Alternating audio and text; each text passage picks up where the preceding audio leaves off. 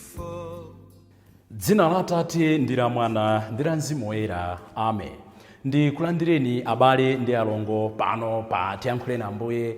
Lero ndi lachitatu pa 10 Novemba chaka cha 2021. Kuthokoza. Ngodala munthu amene amathokoza, chifukwa pakuthokoza akupempha kumene. Lero Ambuye Yesu akutionetsa nkhani ya akhate 10. Ndi mmodzi yekha adabwerera, okhalanso Msamariya kukathokoza.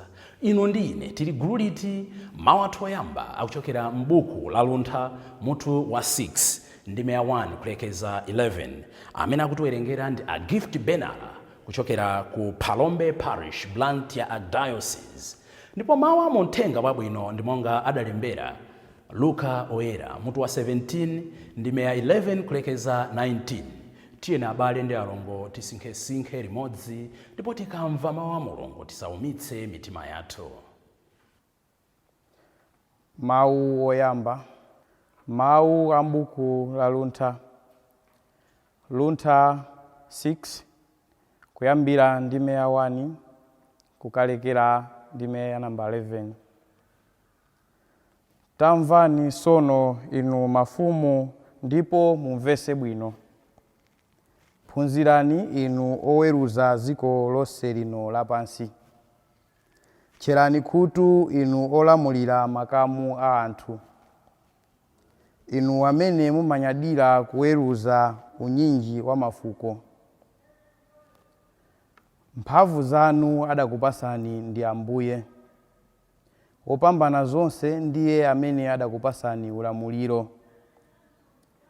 Ndiye amene azayang'anisisa ntchito zanu ndi kusanthula maganizo anu.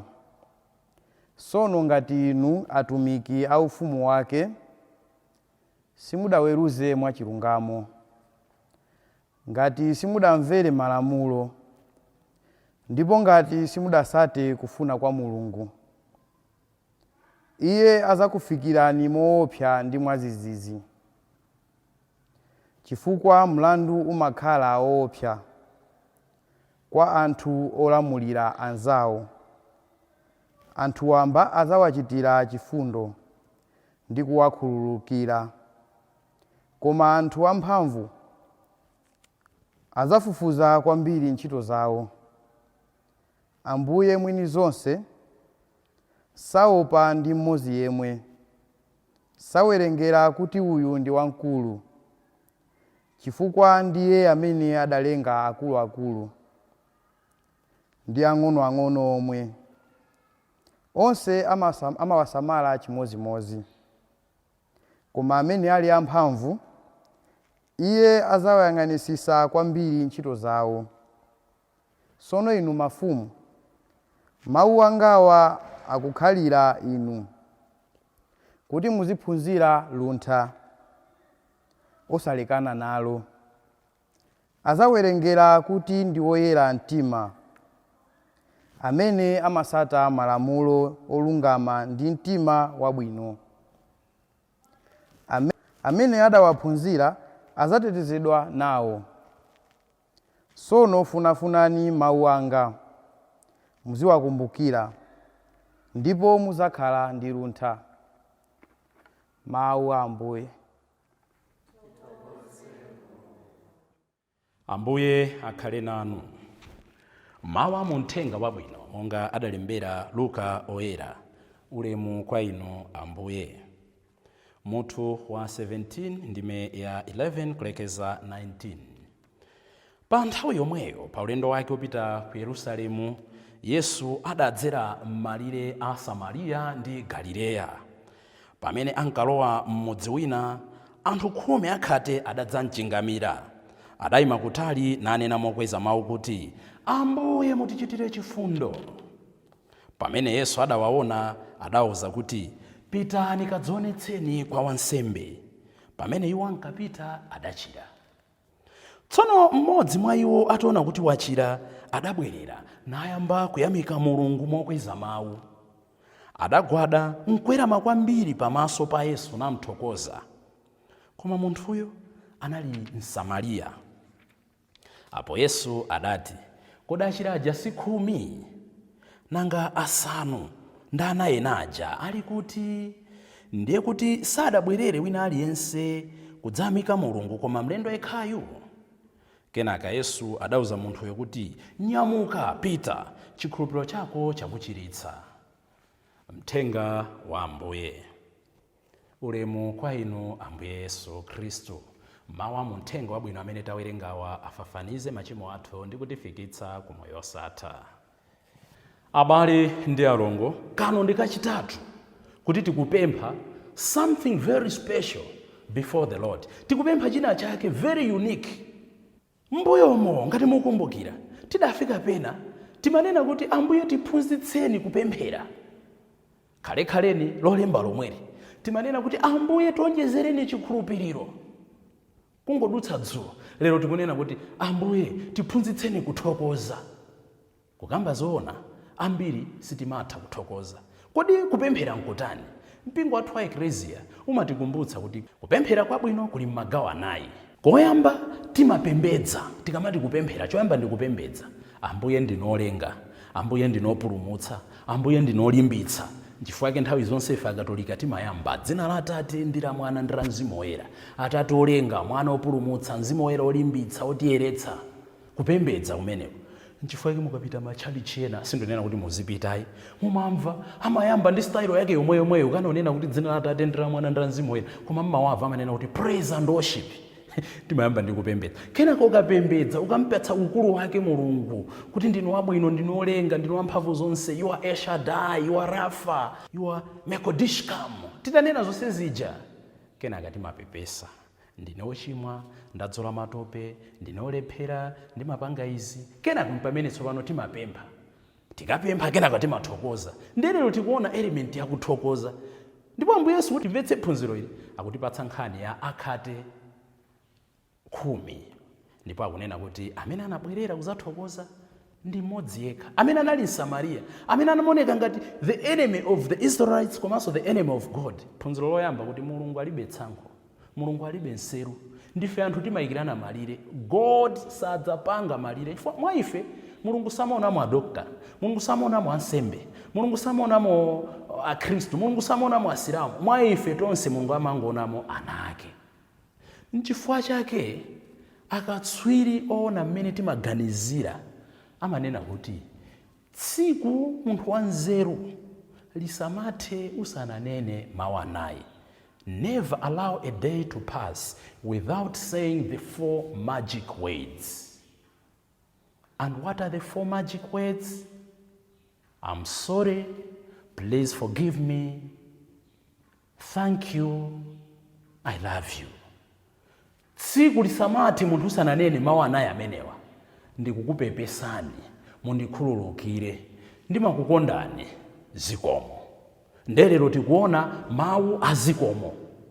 Tikuyenera kumathokoza Mulungu posatengera zimene ife timaganiza kuti tikumuchitira iye kudzera mwa anzathu. Tikuyenera tizimthokoza Mulungu chifukwa cha zabwino zimene iye amatichitira. Our prayers, our sacrifices, our charity, our everything, our praises adds nothing to his glory. Zimene timachita ife sizonjezera nkadontho komwe pa ukulu wa Mulungu. Komabe timenera tizimthokoza chifukwa pamene tikunthokoza zimatipatsa chipulumutso. Pemphero lathu la Ukaristiya lachinayi limanena zimenezo. Ngakhale matamando athu saonjezera kanthu pa ukulu wanu, komabe amatipatsa chaulere chotipulumutsa. Nchifukwa chani timenera tizimthokoza Mulungu? Monga tanenera amatichitira zazikulu. Tsoka ndoti timangoyang'ana nyengo zowawa zimene tikudutsamo. Anatipatsa moyo, anatipatsa chikhulupiriro, anatipatsa ana, anatipatsa unsembe, amatipatsa dzuwa, amatipatsa madzi, amatipatsa mpweya waulere, amatipatsa tulo. Chifukwa timagona atu anthufe kufa ndithu. Koma Mulungu amaona kuti ayi ngakhale nchozerezeka chidzukeso, chitsiru chili ndi mwini. Mulungu amatikonda posawerengera zimene timachita. So because of all this timenera tizimthokoza Mulungu. Koma nchifukwa chani nanga ambiri sitimafuna kuthokoza? Zina zimene zimatipangitsa kuti samathokoze. We tend to take things for granted. Kutenga zinthu kuti ndi mmene zayenera kukhalira. Timathokoza Mulungu kudzera mwa anzathu.